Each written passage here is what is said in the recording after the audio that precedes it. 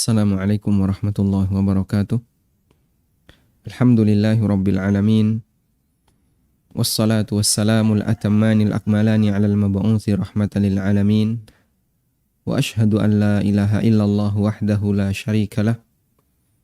Wa ashhadu anna Muhammadan abduhu wa rasuluh. Sallallahu alaihi wa ala alihi wa sahbihi wa sallama tasliman katsira thumma amma ba'd. Allahumma anfa'na bima 'allamtana wa 'allimna ma yanfa'una warzuqna ilma. Alhamdulillah, kembali kita melanjutkan pembahasan kita membaca buku tafsir salat. Dan insyaallah di kesempatan kali ini kita akan mempelajari bagaimana cara memilih surat dalam salat yang sesuai sunnah, yaitu memilih surat yang dibaca setelah Al-Fatihah. Bagi Anda yang memiliki bukunya, silahkan dibuka di halaman 119. Sebelum kita membahas surat yang sesuai sunnah yang dibaca Nabi SAW ketika sholat, terlebih dahulu kita akan mengenal pembagian surat dalam Al-Quran dilihat dari panjang dan pendeknya. Dilihat dari panjang pendeknya, surat dalam Al-Quran terbagi menjadi 4. Yang pertama adalah surat At-Tiwal. Kata At-Tiwal berasal dari kata tawilun yang artinya panjang. Sehingga kalau ada orang yang namanya Pak Tawil, berarti Pak tinggi, ya. Pak panjang. Surat At-Tiwal adalah surat yang panjang-panjang. Dalam Al-Quran jumlahnya ada 7, karena itu sering disebut dengan As-Sab'ut Tiwal. 7 surat yang panjang, yaitu Al-Baqarah, Ali Imran, An-Nisa, Al-Ma'idah, Al-An'am, Al-A'raf, dan Al-Anfal. Sementara At-Taubah tidak masuk. At-Taubah masuk dalam kategori surat Al-Mi'in. Sehingga As-Sab'ut Tiwal adalah 7 surat yang panjang yang ada di bagian awal Al-Quran selain Al-Fatihah. Kemudian surat yang kedua adalah surat Al-Mi'in. Disebut Mi'in dari kata Al-Mi'ah, yang artinya angka 100. Surat Al-Mi'in atau surat Al-Mi'ah berarti surat yang jumlah ayatnya kurang lebih 100 ayat. Kurang lebih, ya. Bisa 100 lebih dikit atau kurang dari itu, maka disebut sebagai surat Al-Mi'in. Dan surat Al-Mi'in itu mulai dari surat At-Taubah. Kalau kita perhatikan, surat At-Taubah terdiri dari 187 ayat. Dan beberapa surat terdiri 129 ayat. Dan beberapa surat setelahnya ada 109, 123, dan seterusnya. Dan sifatnya mendekati. Termasuk surat Al-Kahfi 110 ayat, kemudian Maryam 98. Dia mendekati angka 100. Berikutnya adalah surat Al-Mathani. Dari kata sanna yusanni, yang artinya mengulang. Menurut keterangan Ibnu Abbas radhiyallahu anhuma dan Sa'id bin Jubair, disebut sebagai surat Al-Mathani karena Allah banyak mengulang-ulang kewajiban, mengulang-ulang tentang kewajiban al-faraid, tentang al-ahkam, hukum-hukum syariat, tentang al-qasas, kisah-kisah, kemudian juga tentang al-amthal, perumpamaan, dan seterusnya. Berdasarkan urutannya, surat Al-Mathani adalah surat setelah Al-Mi'in. Dan umumnya surat yang diawali dengan kata Hamim. Ya. Diawali dengan kata Hamim, dan beberapa surat yang di situ ada awalan berupa huruf muqatta'ah. Seperti surat Ar-Rum, Alif Lam Mim, Ghulibatir Rum. Kemudian juga beberapa surat yang diawali dengan hamim di bagian belakang cukup banyak ya. Makanya sering disebut dengan Al-Hamaim. Surat Al-Hamaim itu surat yang diawali dengan hamim. Surat Ghafir, ya, kemudian surat Fussilat itu berurutan. Dua-duanya diawali dengan hamim. Surat Asy-Syu'ara juga diawali dengan hamim. Kemudian juga surat Az-Zukhruf urutan berikutnya diawali dengan hamim. Makanya sering disebut dengan surat Al-Hamaim. Karena dia diawali dengan huruf muqatta'ah hamim. Yang keempat adalah surat Al-Mufassal. Dari kata Al-Faslu yang artinya batas. Dalam bahasa Arab, kelas itu disebut dengan fasl. Al-Faslul Awal, kelas pertama, kelas 1. Al-Faslul Tsani, kelas 2, dan begitu seterusnya. Disebut Al-Mufassal karena surat ini ayatnya pendek-pendek. Ada banyak batas-batas. Ya. Ayatnya pendek-pendek. Sehingga jumlah ayatnya banyak mengingat ayatnya pendek-pendek. Ya. Misalnya surat Qaf ya, dan seterusnya sampai surat An-Nas. Kita bisa lihat misalnya dalam surat Al-Muddatsir, ayatnya pendek-pendek. Ada satu ayat yang hanya terdiri dari 3 kata, tsumma abasa wa basar. Tsumma abasa wa basar. Terdiri dari 3 kata. Tsumma adbara wastakbar. Sehingga dia sangat pendek. Bahkan ada yang cuma terdiri dari 2 kata. Tsumma nadhar. Tsumma nadhar. Terdiri dari 2 kata. Dan pendapat yang paling kuat, surat Al-Mufassal dimulai dari surat Qaf. Dimulai dari surat Qaf hingga surat An-Nas. Ada khilaf di antara para ulama. Apakah surat Al-Mufassal itu, atau sejak mulai apa surat Al-Mufassal itu? Apakah sejak surat Al-Hujurat ataukah surat Qaf? Ulama beda pendapat. Dan dua-duanya ada di juz 26 ya. Ada yang mengatakan surat Al-Mufassal dimulai dari surat Al-Hujurat. Dan ada yang mengatakan surat Al-Mufassal dimulai dari Qaf. Dan Al-Hafidh Ibnu Katsir rahimahullah menyebutkan bahwa pendapat yang kuat tentang khilaf surat Al-Mufassal dimulai dari surat apa? Kata beliau yang kuat adalah dimulai dari surat Qaf sampai ke belakang hingga surat An-Nas. Kemudian dasar pembagian surat tadi yang ada 4 ini berdasarkan hadis dari Wathilah Ibn Asqa. Wathilah Ibn Asqa meriwayatkan bahwa Nabi SAW bersabda, "U'titu makanat Taurati as-sab'a." Aku diberi oleh Allah Subhanahu wa taala sebagai pengganti Taurat as-sab'a, 7 surat yang panjang-panjang. Berturut-turut ada di depan. Wa u'titu makanaz zaburi al-ma'in. Sedangkan aku diberi pengganti Zabur surat Al-Mi'in. Wa u'titu makanal Injil al-Mathani. Dan aku diberi pengganti isi Injil dengan surat Al-Mathani. Sehingga kandungan yang ada dalam Taurat banyak disebutkan oleh Allah di As-Sab'ut Tiwal, 7 surat pertama dalam Al-Quran.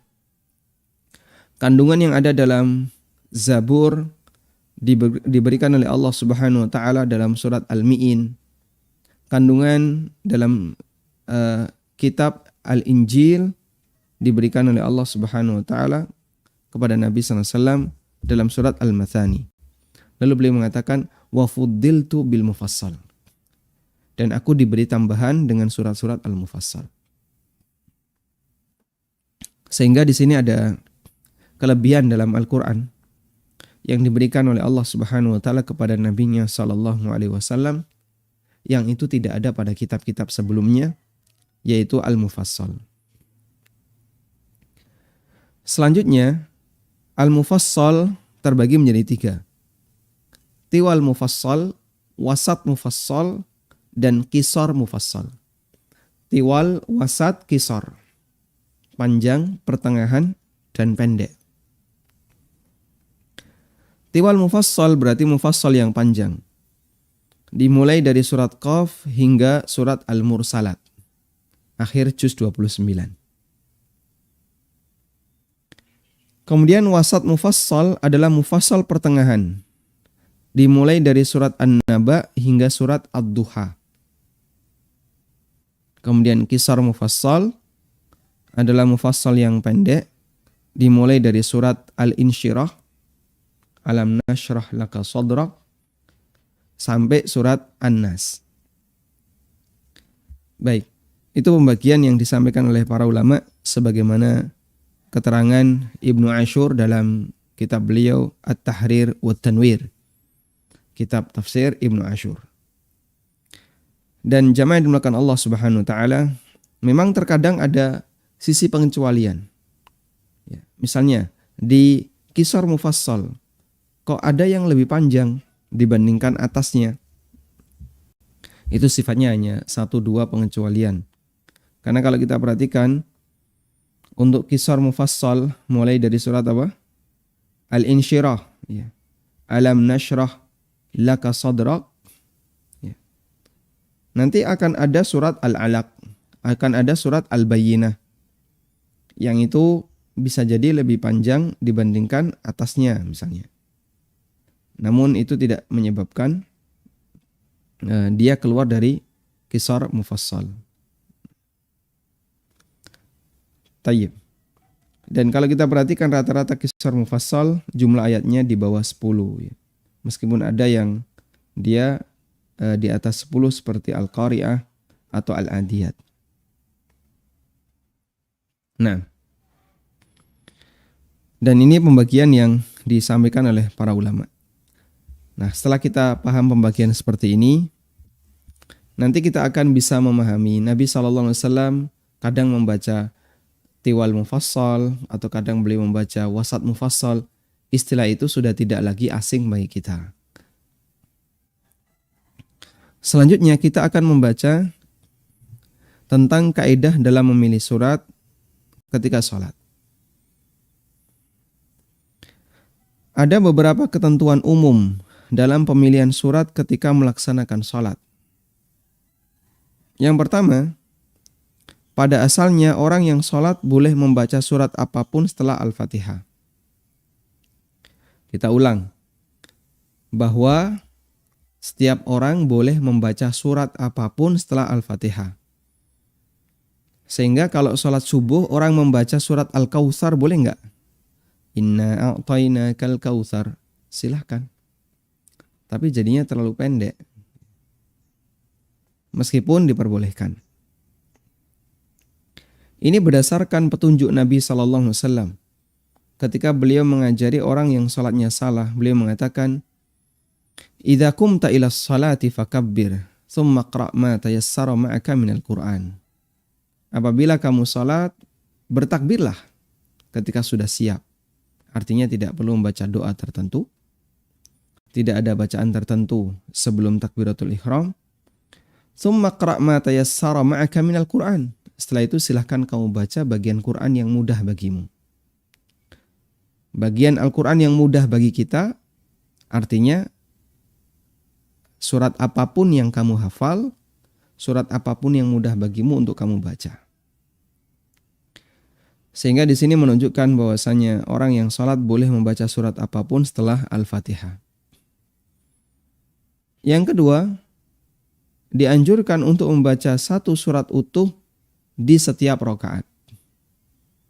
Ya, dianjurkan untuk membaca satu surat utuh di setiap rakaat.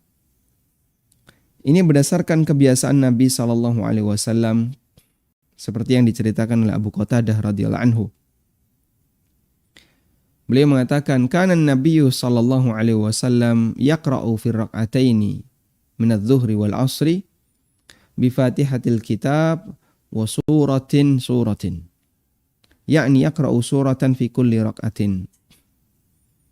Ketika sholat duhur dan asar, Nabi SAW terbiasa membaca Al-Fatihah dan satu surat dari Al-Quran.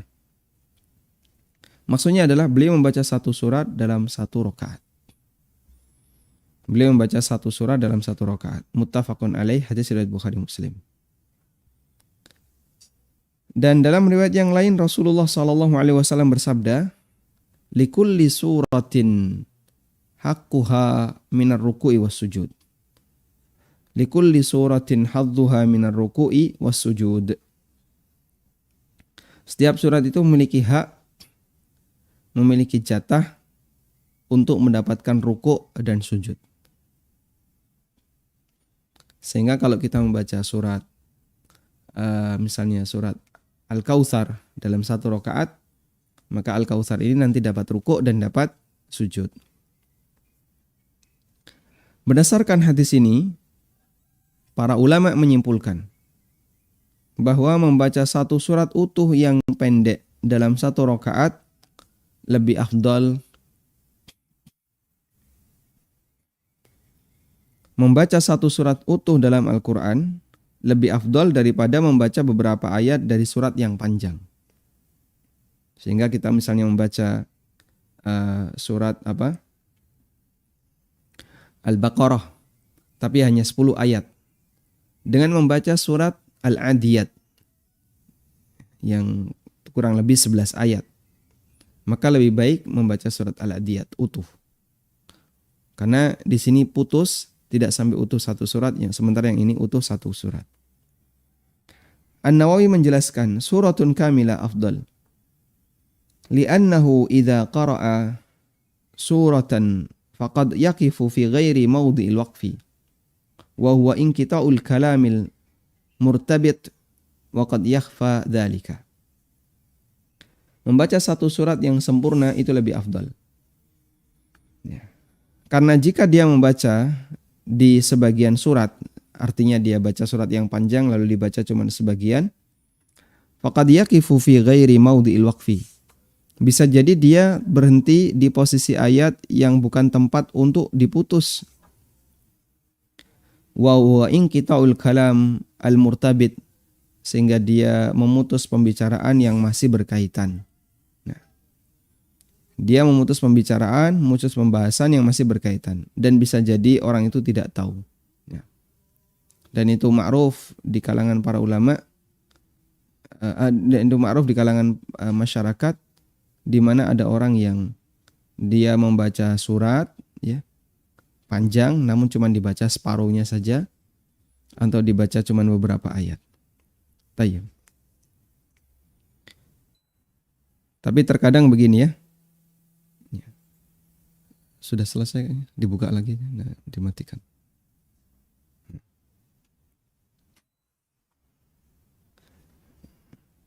Nah, terkadang ada orang begini, kalau saya surat pendek terus kayaknya gengsi. Makanya cari surat yang panjang. Dan surat yang panjang itu yang aneh-aneh misalnya, yang dia hafal. Tapi dia cuma hafal segitu aja. Alhamdulillah, insya Allah tidak masalah ya. Dia boleh membaca surat apapun. Cuman kata An-Nawawi yang lebih afdal adalah membaca satu surat penuh. Nah, selanjutnya yang ketiga, boleh hanya membaca surat Al-Fatihah. Diperbolehkan hanya membaca surat Al-Fatihah. Nabi SAW pernah bertanya kepada seorang pemuda dari Bani Sulaim, "Kaifa tasna'u ya bna akhi idza shallaita?" Wahai putra saudaraku, apa yang kamu baca ketika kamu salat?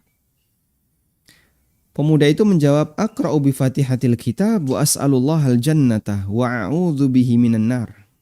Aku membaca Al-Fatihah lalu meminta surga kepada Allah dan berlindung dari neraka. Kemudian Rasulullah SAW menyetujui perbuatannya. Ya. Seperti ini pula yang aku baca. Dan ini ceritanya dalam hadis yang ma'ruf ya, dari Mu'adz bin Jabal radhiyallahu anhu. Mu'adz ibnu Jabal radhiyallahu anhu pernah melakukan salat di Masjid Nabawi bersama Nabi sallallahu alaihi wasallam. Beliau jadi makmum. Bermakmum di belakang Rasulullah sallallahu alaihi wasallam. Seusai salat Isya di Masjid Nabawi, Mu'adz pulang ke kampungnya di Bani Sulaim. Sesampainya di Bani Sulaim, jamaah di situ sudah menunggu. Kampung Bani Sulaim sudah menunggu untuk sholat di musola Bani Sulaim. Lalu yang jadi imam Mu'adz ibnu Jabal. Sehingga beliau pulang dari Masjid Nabawi sudah larut malam. Sampai di kampung Bani Sulaim ya semakin malam. Kemudian Mu'adz ngimami dan beliau membaca surat Al-Baqarah. Sampai selesai. Nah, pemuda ini merasa kelamaan. Akhirnya beliau meninggalkan jamaah, kemudian sholat sendiri di belakang, terus pergi. Kemudian para jamaah yang lain melaporkan, tadi ada yang kayak gini, karena kelamaan dia mutus dari jamaah, lalu dia sholat sendiri terus pergi. Akhirnya apa kata Mu'adz? Innahu munafik. Orang itu munafik. Akan aku laporkan kepada Nabi SAW. Kemudian dua orang ini datang menghadap Rasulullah SAW dan Mu'adz melaporkan kejadian yang dialami. Lalu Nabi SAW bertanya kepada pemuda ini, Ya ibna akhi, kaifa tasna idza shallaita? Wahai putra saudaraku, apa yang kamu lakukan, apa yang kamu baca ketika kamu salat? Kemudian pemuda ini menjawab, aku baca Al-Fatihah dan aku minta kepada Allah surga dan berlindung dari neraka. Kemudian Rasulullah SAW mengatakan, Hakadha aqra' wa yaqra'u Mu'adz. Ya seperti ini yang saya baca dan yang dibaca oleh Mu'adz. Artinya enggak ada yang kurang dari sholatmu. Sehingga sholatmu sah, tidak ada yang kurang dari sholatmu. Sehingga Nabi SAW menyetujui perbuatan ini. Ya. Yang itu dalil bahwasanya meskipun orang tidak membaca surat apapun, hanya Fatihah saja, sholatnya sah. Dan Mu'adz bahkan ketika itu dimarahi oleh Rasulullah SAW dan beliau mengatakan kepada Mu'adz, Afattanun anta ya Mu'adz. Kamu mau bikin kisruh wahai Mu'adz. Afattanun anta ya Mu'adz. Mau bikin kisruh wahai Mu'adz. Sudah sholatnya malam sekali, ya, karena baru pulang dari Masjid Nabawi, baru bisa ngimami di Masjid Bani Sulaim, yang dibaca surat Al-Baqarah. Padahal jamaah ada yang tua, ada yang sakit, ada yang punya kebutuhan. Sehingga Nabi SAW meminta kepada Mu'adz kalau sholat Isya ya yang proporsional. Kamu bisa baca surat Al-Insyiqaq, idza sama'u syanqat, atau surat-surat yang kanan kirinya. Nah, selanjutnya kaidah yang keempat.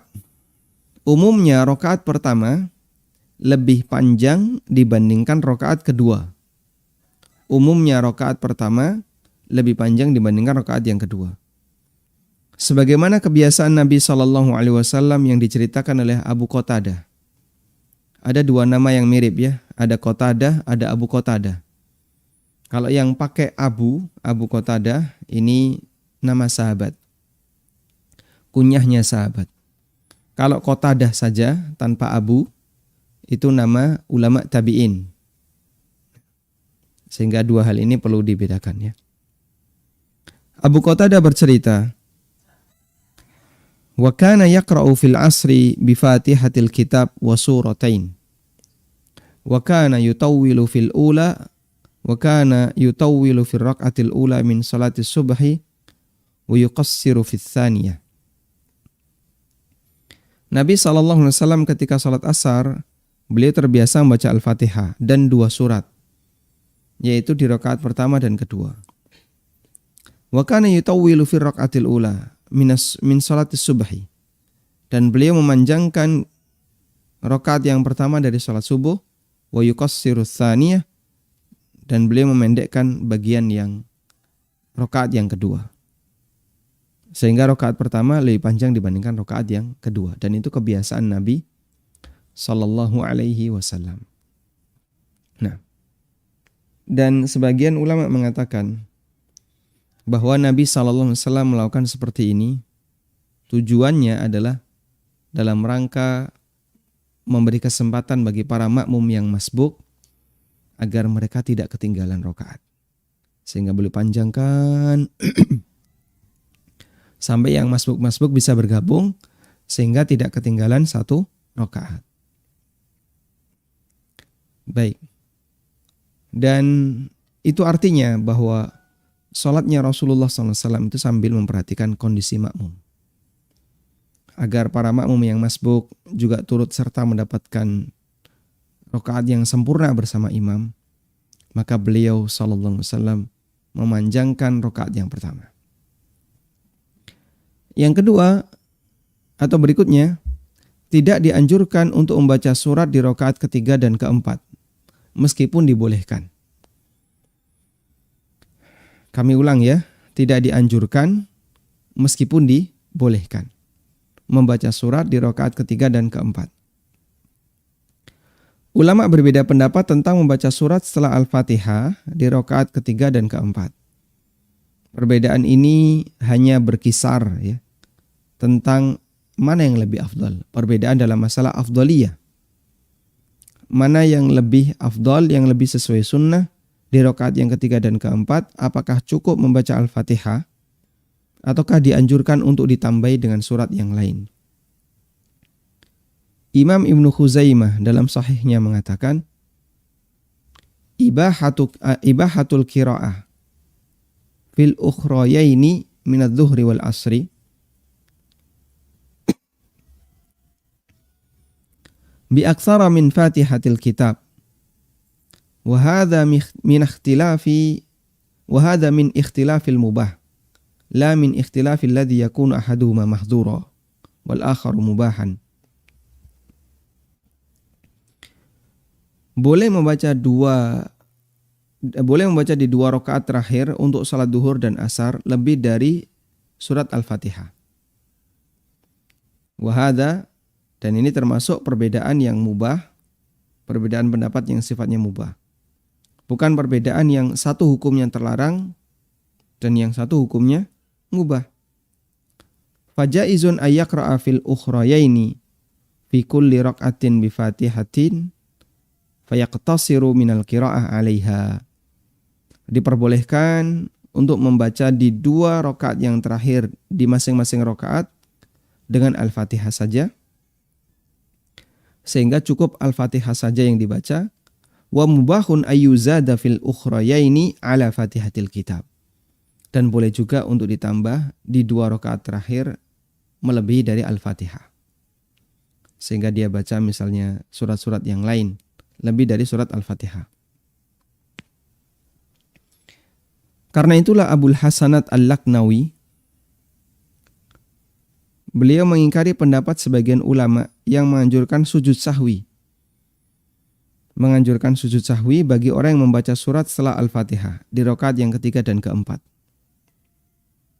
Dalam kitab At-Ta'liqul Mumajjad, beliau mengatakan, wa aghrabu ba'di ashabina. Saya bacakan terjemahannya saja. Yang aneh, pendapat sebagian mazhab kami, yaitu mazhab Hanafi, ada yang mewajibkan sujud sahwi karena membaca surat di dua rakaat terakhir. Pendapat ini telah dibantah dengan bagus oleh para ulama yang mensyarah kitab Al-Maniyah, seperti Ibrahim Al-Halabi, Ibnu Amir Al-Halabi, dan ulama yang lainnya. Kita sangat yakin orang yang berpendapat demikian karena belum sampai kepadanya hadis. Andai telah sampai kepadanya hadis, tentu dia tidak akan mengucapkan demikian. Dan hadis yang dimaksud adalah riwayat Abu Bakar As-Siddiq radhiyallahu anhu, di mana Abu Bakar As-Siddiq punya kebiasaan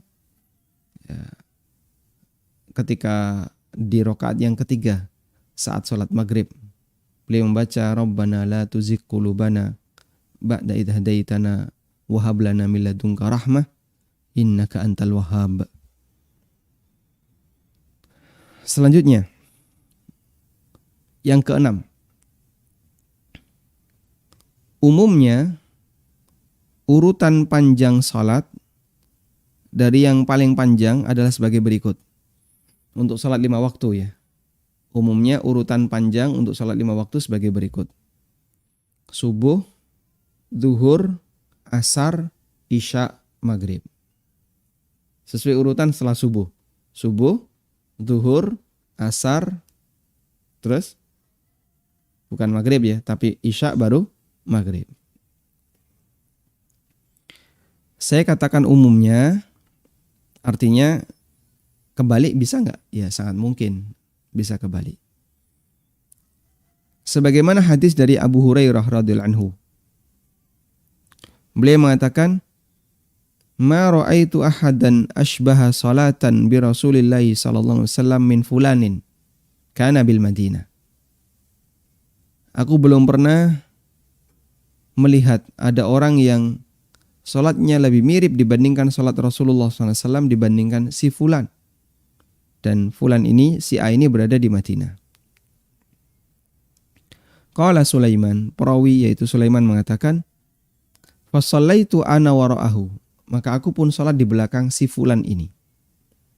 Fakana yutilu fil ulayaini minadz-dzuhri. Beliau memanjangkan 2 rakaat yang pertama dari salat zuhur. Wa yukhaffiful ukhrayaini, dan beliau memendekkan, meringankan 2 rakaat terakhir. Wa yukhaffiful asra wa yaqra'u fil ulayaini minal maghrib bi qisaril mufassal. Dan beliau lebih meringankan salat asar. Dan beliau membaca di 2 rakaat salat maghrib dengan qisar mufassal. Wa fil isya'i bi wasatil mufassal wa fi subhi bi tiwalil mufassal. Nabi SAW ketika maghrib beliau membaca qisar mufassal, isya wasat mufassal, subuh tiwal mufassal. Tadi kita sudah dapat istilah itu, insya Allah mudah untuk dipahami. Ya. Hadis riwayat Ibnu Hibban. Sehingga kita bisa perhatikan di sini bahwa yang menjadi imam Madinah ketika itu dipuji oleh Abu Hurairah radhiyallahu anhu karena dianggap salatnya paling mirip dengan Nabi sallallahu alaihi wasallam. Selanjutnya,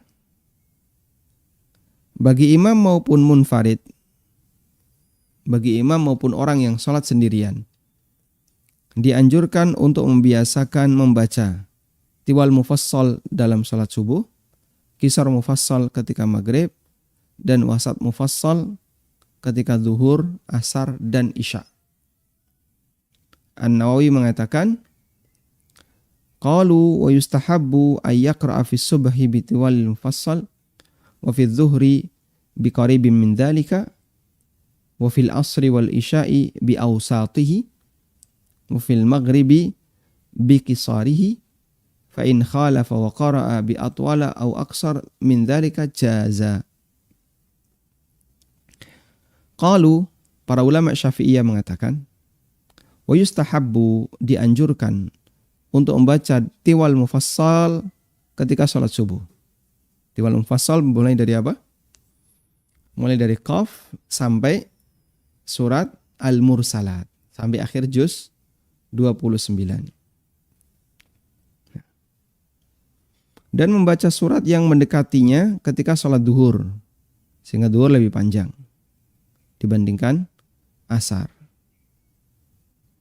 Wa fil asri wal isya, sementara untuk asyar dan isya yang dibaca adalah wasat mufassal.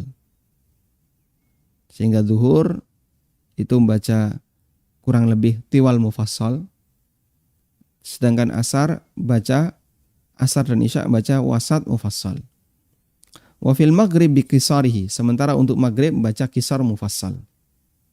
Fa in khalafa, tapi kalau dia beda, ya, tidak mengikuti aturan ini, wa qara'a bi atwal au aksar, lalu dia membaca kadang panjang kadang pendek, tidak sesuai dengan posisinya, kata An-Nawawi, jaza, hukumnya diperbolehkan.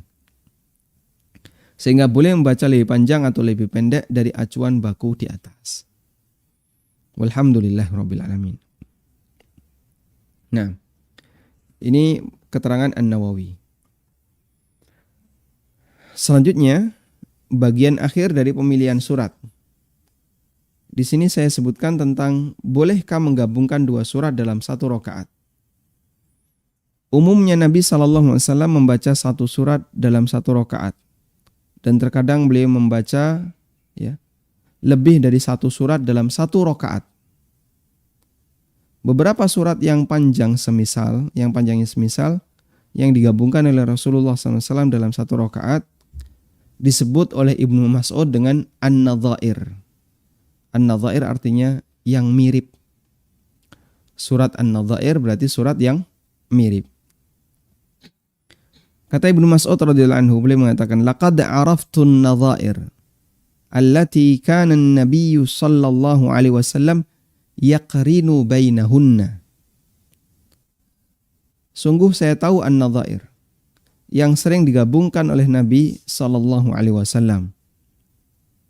Fadzakara 20 suratan minal mufassali surataini fi kulli raqatin. Kemudian Ibnu Mas'ud menyebutkan ada 20 surat mufassal dan pasangan 2 surat di setiap satu rakaat. Nah, itu dirinci dalam riwayat yang lain. Kalau keterangan ini ada di riwayat Bukhari Muslim. Laqad araftu an-nadhair allati kana an-nabiy sallallahu alaihi wasallam yaqrinu bainahunna. Ini ada di riwayat Bukhari Muslim. Dalam riwayat yang lain ada di riwayat Abu Dawud dan dinilai sahih oleh Syekh Albani. Ibnu Mas'ud memberikan rincian. Kana yaqra'un nadhair as-surataini fi rak'atin. Nabi SAW membaca an-nadhair 2 surat fi rak'atin dalam 1 rakaat. Dalam 1 rakaat ya, bukan 2 rakaat, dalam 1 rakaat. Gandengannya apa saja? Ar-Rahman dengan An-Najm dalam 1 rakaat.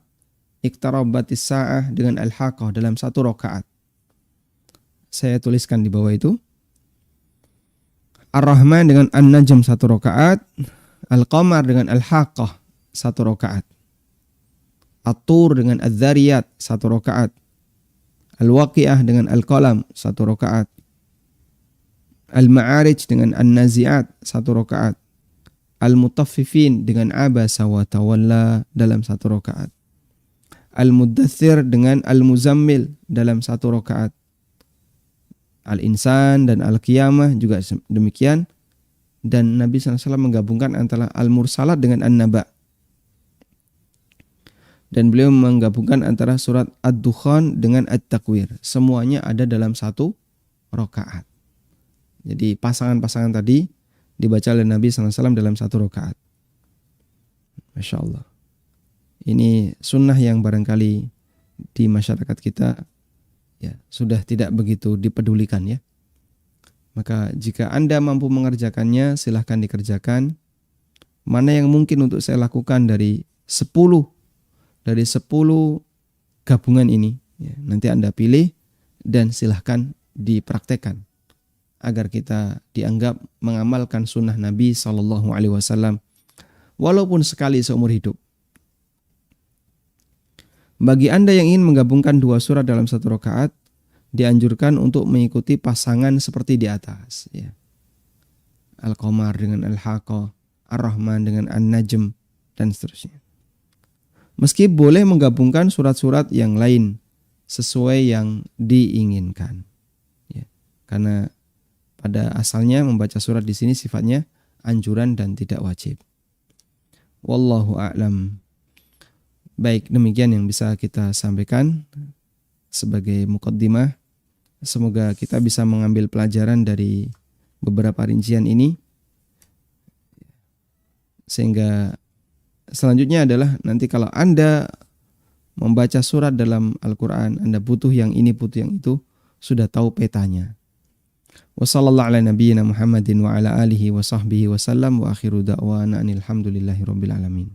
Donasi pembangunan Madinah Islamic Primary School Unit Kerajaan Yayasan Amal Abadi Indonesia yang dibina oleh Ustadz Aminur Bait, STBA Hafizahullah, saat ini tengah membangun gedung sekolah dasar Tahfizul Quran Madinah Islamic Primary School atau STTQ MIPS Unit Kerajaan. Gedung ini dibangun di atas tanah seluas 646 meter persegi. Perkiraan biaya untuk pembangunan tahap pertama mencapai 2,6 miliar rupiah. Salurkan donasi Anda untuk pembangunan STTQ MIPS melalui rekening atas nama Yayasan Amal Abadi Indonesia, Bank Mandiri Syariah di nomor rekening 7441049999. Konfirmasi dan info donasi hubungi 082 12345 7441. Jazakumullahu khairan. من ذا الذي يقرض الله قرضا حسنا فيضاعفه له وله أجر كريم. Baik, selanjutnya kami persilahkan bagi Anda yang mau bergabung. Assalamualaikum warahmatullahi wabarakatuh. Waalaikumsalam warahmatullahi wabarakatuh. Silakan Bapak. Menyambung pertanyaan yang pernah saya tanyakan tentang imam yang nggak tartil, Ustadz waktu itu menyuruh untuk pindah masjid. Nah, bagaimana kalau kita sudah mencoba untuk pindah masjid, tapi ternyata di masjid itu imamnya tidak lebih baik dari masjid yang pertama, Ustadz. Masya Allah. Terus apakah boleh kita ketika di masjid yang pertama tadi, sholat kita berniatnya munfarid? Dan apakah dengan pahalanya tetap 25 derajat atau 27 derajat, Ustaz? Sebelumnya, apakah tidak tartilnya itu sampai mengubah arti, Bapak? Tajwidnya jadi dari yang idhar, harusnya idhar jadi dipanjangkan gitu, Ustaz. Terus al-lazi jadi al-lazi, seperti itu. Al-ladzi jadi al-lazi. Al-lazi Jadi za. jadi ya. Jadi zal jadi ya. Al-lazi. Kita sudah mencoba menyampaikan kepada DKM tentang kesalahan baca dari si imam, tapi belum juga ada perubahan. Apakah boleh kita langsung menyampaikan koreksi tersebut kepada si imam, Ustaz? Nah, Mbak. Mungkin itu saja, Ustaz. Jazakallahu khairan katsira, barakallahu fikum. Assalamualaikum warahmatullahi wabarakatuh. Waalaikumsalam warahmatullahi wabarakatuh. Barakallahu fikum. Jika Bapak kesulitan untuk bisa menjumpai masjid yang imamnya bacaannya tidak salah, ya, maka di posisi tertentu Bapak bisa sholat sendirian. Tapi di rumah, ya. Kalau di masjid nanti bikin ribut jamaah. Sehingga untuk sementara sholat di rumah, dan Bapak bisa sampaikan kepada DKM tadi sudah bagus, ya. Kalau DKM ternyata barangkali malu atau ada ada hal yang kelihatannya keberatan untuk menyampaikan ke imam, maka coba sampaikan langsung ke yang bersangkutan. Ya meskipun cukup beresiko, mungkin resikonya adalah Bapak akan menjadi orang yang dibenci atau dititeni ciri-cirinya. Oh ini misalnya apa? Cingkrang, jenggoten, wah ini memang benih-benih radikal. Padahal maksud kita adalah untuk meluruskan orang yang bacaan Al-Qur'annya salah. Tapi kadang disebut radikal dan seterusnya. Tapi itulah resiko. Insya Allah tidak masalah. Dalam rangka untuk menyelamatkan sholat kita dan sholat para jamaah yang lainnya. Nanti Bapak bisa mengukur ya, kira-kira kesalahan itu apakah sampai pada tingkatan membatalkan Fatihah atau tidak. Apakah sampai pada tingkatan lahnun jali atau tidak. Kalau sampai pada tingkatan lahnun jali, harus ngulang sholat. Tapi kalau tidak, insya Allah tidak masalah sholat di belakangnya. Wallahu a'lam. Silahkan. Assalamualaikum Ustaz. Waalaikumsalam warahmatullahi. Ustaz, Anda ingin bertanya Ustaz, mengenai ketika membaca surat yang ada ayat sajadahnya. Nah, itu pada saat kemudian sampai pada ayat sajadah, untuk sujudnya itu apakah diawali dengan takbiratul ihram dan kemudian setelah bangkitnya juga dengan takbiratul ihram lagi? Ini dalam sholat atau di luar sholat? Dalam sholat, di dalam sholat. Nah, pertanyaan kedua, Ustaz, ketika kita Allah mudahkan untuk bisa bangun malam, lalu bangun pada saat waktu subuh itu sudah mepet ya, maka yang lebih diutamakan itu apakah melakukan 2 rakaat sholat tahajud atau sholat witir? Dan kalau sholat witir itu afdolnya itu apakah 3 rakaat atau 21 atau 1 atau berapa, Ustaz? Itu aja Ustaz pertanyaannya, Ustaz. Jazakallah khairan, Ustaz. Nah, barakallahu fikum. Untuk ayat sajdah ketika salat, kita dianjurkan mengucapkan takbir. Namun bukan takbiratul ihram. Karena takbiratul ihram ketika salat hanya sekali, yaitu takbir di awal. Sedangkan takbir selanjutnya adalah takbir intikal. Sehingga Bapak ketika usai membaca ayat sajdah dalam salat, maka Bapak turun sujud sambil membaca takbir. Allahu Akbar turun, Allahu Akbar bangkit. Dan sujud tilawah ketika membaca ayat sajdah cuma sekali saja. Tidak perlu 2, tapi cukup sekali saja. Allahu Akbar sujud, Allahu Akbar bangkit. Kemudian apakah perlu mengangkat tangan? Wallahu a'lam, dohirnya tidak perlu. Karena di sini hanya sebatas penanda gerakan perpindahan. Dan diceritakan oleh Ibnu Umar radhiyallahu anhuma, kana Nabi sallallahu alaihi wasallam yukabbiru hina yahwi wa hina yarfa. Nabi sallallahu alaihi wasallam itu bertakbir setiap kali beliau naik dan turun dalam salat. Tanpa ada keterangan kalau beliau mengangkat tangan. Sehingga dianjurkan untuk tetap membaca takbir, Allahu Akbar takbir lagi. Ya. Tapi tidak perlu mengangkat tangan. Nah, selanjutnya untuk mepet subuh ketika bangun malam. Apakah kita sholat tahajud ataukah langsung sholat witir? Jawabannya witir. Li'annal witra haqqun, karena witir itu satu hal yang sangat ditekankan. Sehingga silakan Bapak witir, dan kalau waktunya cukup bisa witir 3 rakaat, kalau waktunya kurang cukup witir 1 rakaat. Dan witir minimal 1 rakaat insyaallah sah. Wallahu alam. Baik, silahkan. Waalaikumsalam warahmatullahi wabarakatuh.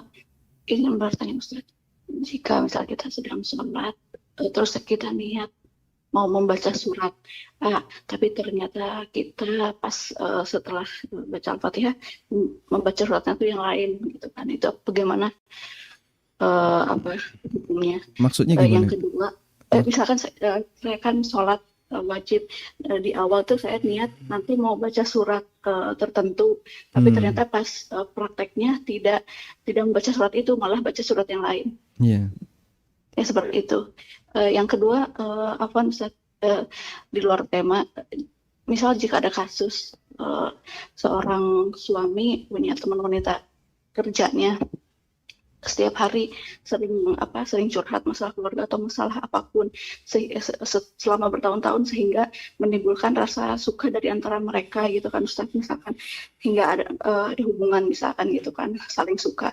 Nah, dan si istrinya tahu karena temannya itu adalah temannya juga, gitu kan. Bolehkah Ustadz, misalkan apakah mereka ada menzolimi si istri tersebut, dan bolehkah si istri tidak mempermasalahkannya di dunia, tapi meminta Allah supaya nanti diganti di akhirat, meminta pertanggungjawabannya nanti di akhirat kepada si suami ataupun si perempuan tersebut, gitu sih Ustadz. Wanita ini apakah wanita ini sudah berkeluarga juga ya? Tidak, masih lajang sih, hanya usianya sudah lumayan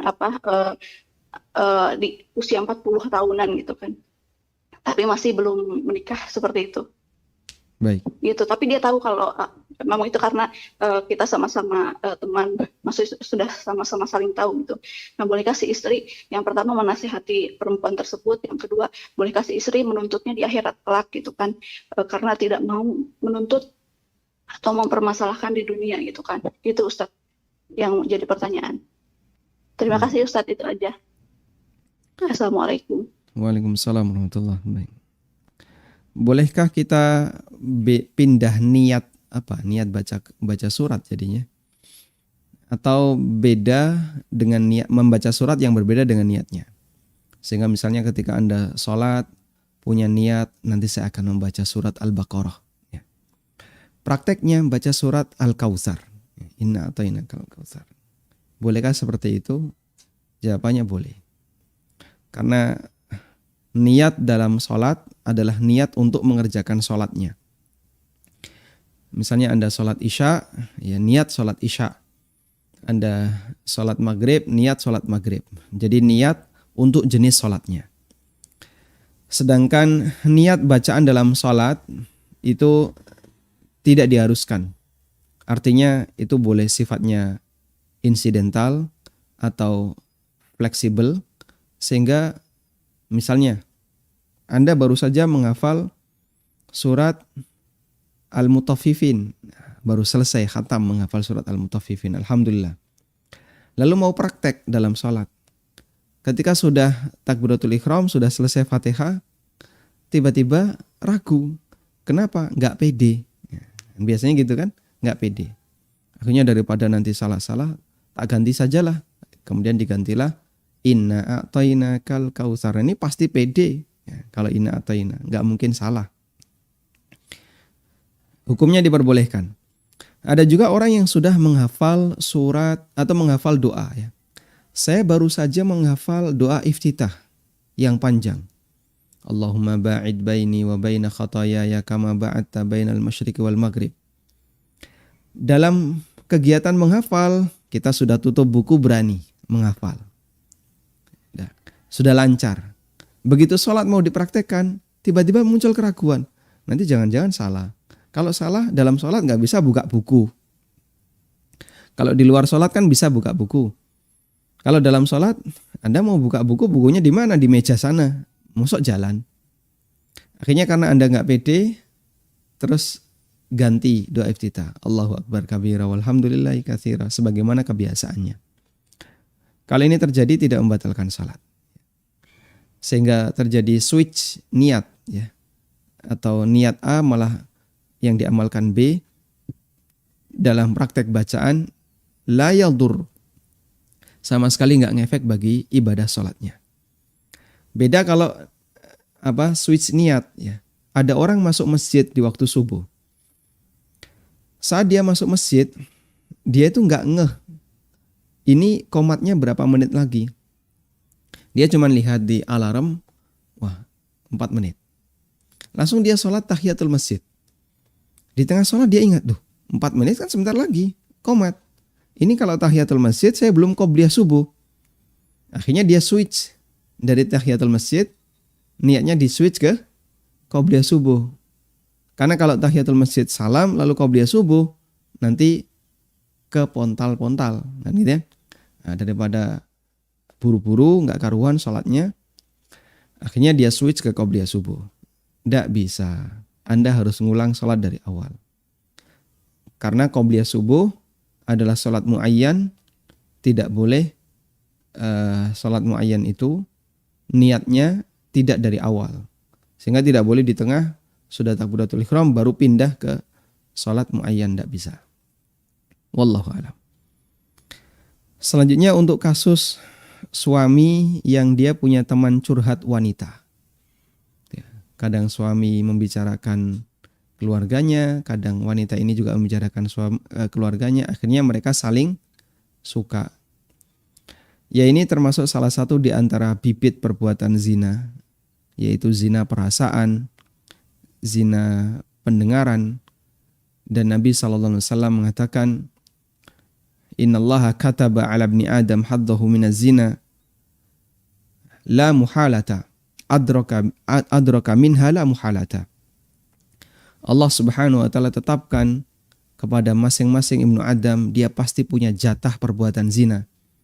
Pasti akan dia lakukan dan dia tidak bisa menghindar. Lalu Nabi SAW memberikan rincian. Wazinatul aini an-nadhar, wazinatul udhunan as-sama, wazinatul udhunaini as-sama, wazinatul yadaini al-batash, wazinatul qalbi at-tamanni. Zinanya mata dengan melihat, zinanya telinga dengan mendengar, zinanya tangan dengan menyentuh, zina hati dengan membayangkan. Wa yusaddiquha aw yukadzibuha al-farj. Nah, yang penentunya adalah kemaluan. Apakah dia benarkan, apakah dia turuti semua keinginan zina itu ataukah tidak. Tayyib. Sehingga dalam hal ini kita nasihatkan untuk memberikan nasihat kepada suami semampu yang bisa dilakukan oleh sang istri, ya meskipun jadinya agak sedikit sensitif. Dan biasanya istri itu malu. Kenapa? Khawatir nanti disebut cemburu. Tapi nggak jadi masalah. Sampaikan. Jika memang di sini ada hal yang nggak benar, ya. Kecuali kalau misalnya sang suami punya keinginan untuk poligami.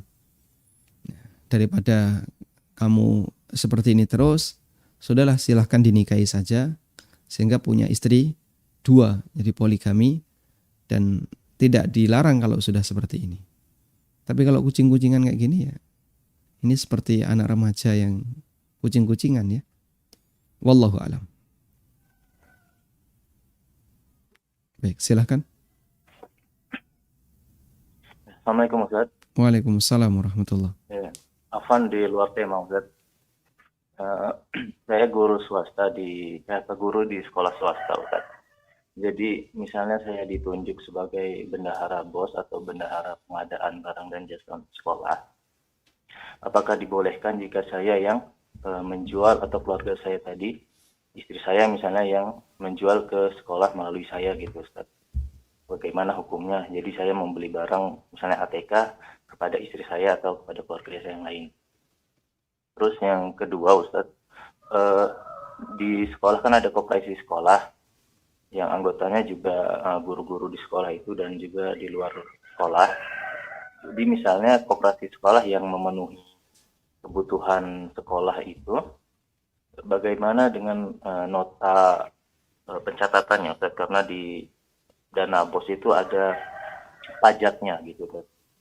Apakah diboleh misalnya belanja 1 juta, nanti di pelaporannya harus beserta pajaknya 10%, jadi 1.100.000. Bisa diulang Pak, koperasi sekolah belanja 1 juta?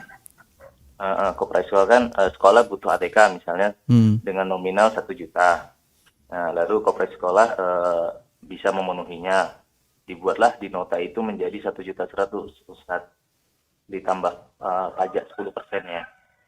Tapi yang dibayarkan tetap 1 juta kepada koperasinya. Gitu, yang nanggung pajak siapa? Nanti sekolah Ustaz yang membayarkan pajaknya. Jadi dari nominal 1 juta itu ditambahkan 100 menjadi 1.100.000, lalu sekolah yang menyetorkan melalui bank pajaknya Ustaz. Oh gitu. Bukan koperasinya yang membayarkan pajaknya. Tapi di nota dari koperasi itu dibuat menjadi 1.100.000 Ustaz. Baik. Nah, itu saja Ustaz. Syukran jazakallahu khair. Jazakumullah.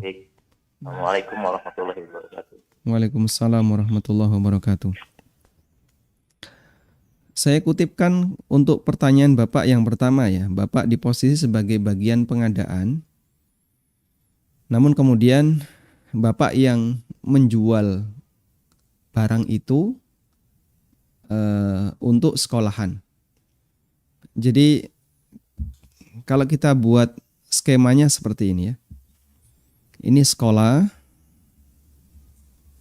kemudian sekolah menunjuk wakil. Wakil ini bagian pengadaan. Wakil ini bagian pengadaan ya. Sehingga posisi bagian pengadaan status dia adalah sebagai wakil. Wakil dari sekolah.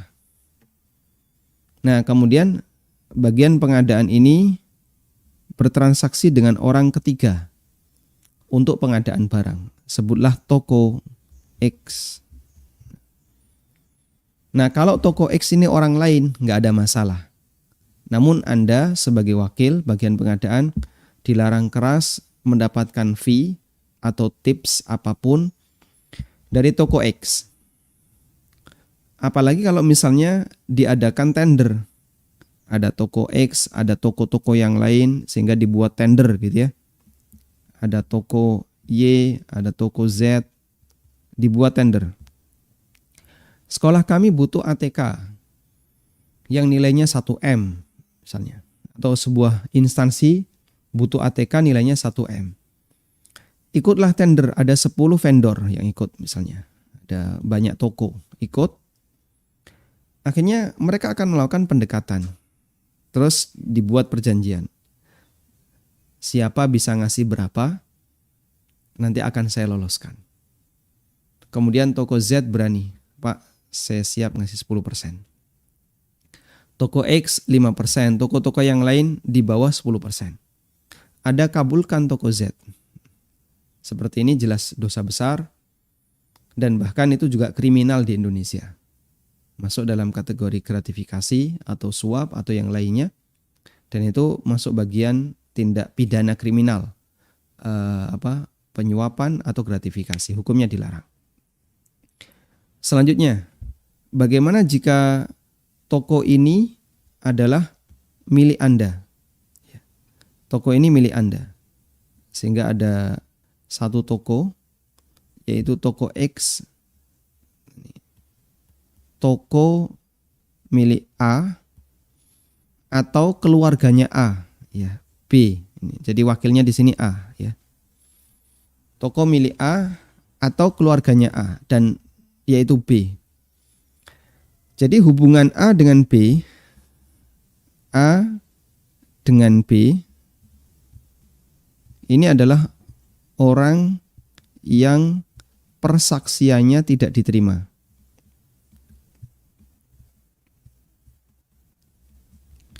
Maksudnya bagaimana? Persaksiannya tidak diterima. A kalau bersaksi untuk B atau B bersaksi untuk A di pengadilan itu nggak diterima. Kenapa? Ini keluarga dekat. Dan keluarga dekat persaksiannya ada dugaan kuat, persaksiannya itu nggak jujur. Sehingga dalam dunia pengadilan, keluarga yang dekat itu posisi persaksiannya tidak diterima karena dia sebagai keluarga dekat. Misalnya anak dengan bapak, atau suami dengan istri, atau saudara kandung, itu persaksiannya tidak diterima. Sehingga si A melakukan sebuah perbuatan, lalu dia dihakimi. Si B sebagai istrinya yang jadi saksi. Ya kalau B istrinya jadi saksi, ya pasti dia akan membela si A. Sehingga nanti dia nggak jujur saat menyampaikan persaksian. Makanya seperti ini, la tuqbal syahadatuhum. Nah, dalam Mausu'ah Fiqhiyah, saya kutipkan di sini.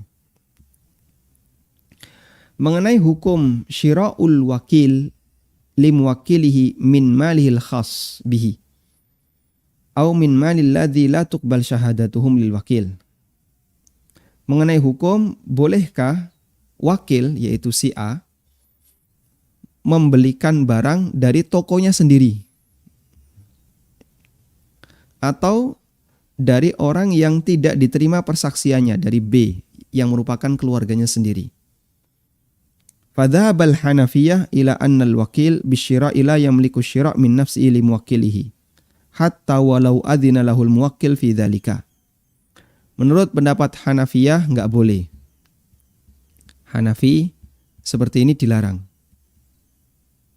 Seperti ini dilarang meski dapat izin. Meski dapat izin dari muwakil, dari sekolah. Sehingga Anda sebagai wakil bagian pengadaan menyampaikan kepada kepala sekolah, Pak, saya kan bagian pengadaan ATK dan saya nanti bisa nyetok ini, Pak. Nanti sekolah bisa beli dari saya. Nah, nanti sekolah bisa beli dari saya sehingga tidak perlu beli keluar. Lalu pihak kepala sekolah mengizinkan, oh tidak apa-apa, pokoknya diatur aja. Nanti margin punya kamu. Menurut Hanafiyah, tidak boleh. Li'annal huquqa fi babil bai'i wasyira' tarji'u ilal wakil. Fayuaddi dzalika ila al-ihala wa huwa ay yakuna asy-syakhsul wahid fi zamanin wahid musallaman wa mutasalliman mutalaban wa mutaliban wa li'annahu muttaham fi syira'i min nafsihi. Karena kalau ini terjadi, maka jadinya penjual dan pembeli itu satu tempat. Sehingga status wakil dan toko A ini orangnya sama. Dia penjual dan sekaligus pembeli pada satu orang yang sama di satu waktu yang sama.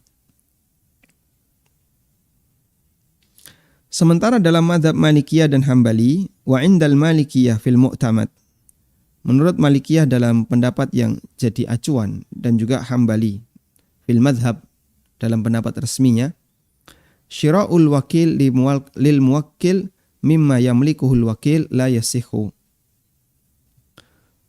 Wakil membeli barang dari dirinya sendiri yang dimiliki oleh wakil ini enggak boleh. Sehingga sekolah nyuruh A, tolong belikan pulpen 100 biji. Posisi A kan sebagai wakil. Lalu A mengambil pulpen 100 biji itu dari tokonya sendiri. Menurut Malikiyah dan Hambali tidak boleh, la yasihu. Li'anna al-urfa fi syira'i syira'ur rajuli min ghairihi, karena ya, yang menjadi urf namanya orang itu kalau beli ya beli dari orang lain, bukan beli dari dirinya sendiri. Fahamalat al-wakalatu alaihi wa kama law saraha bihi li'annahu yalhaquhu bihi tuhmatun. Dan ketika itu dilakukan akan ada bentuk kecurigaan, ya.